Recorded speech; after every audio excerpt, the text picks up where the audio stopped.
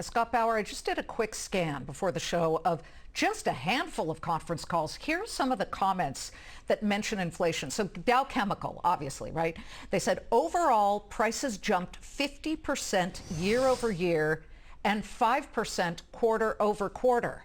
And then Abbott Labs said, quote, inflation and supply chain are really linked together. That was Abbott Labs. And Hershey, quote, packaging inflation still a pressure point.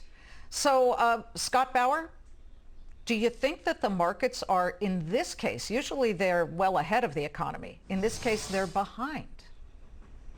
Yeah, I agree with that, Liz. And I don't know of a company out there that hasn't mentioned these pressures. And listen, the market can accept these higher rates. Now, that's a little bit different from inflation.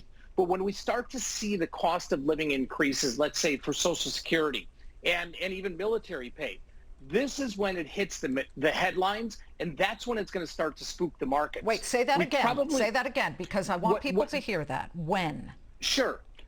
When we start to see headlines that Social Security may have to get raised and the cost to pay the military has to get raised because of these inflationary pressures, that's when I think it starts to spook the markets. And that's going to be too late. That's going to be in the rearview mirror at that point.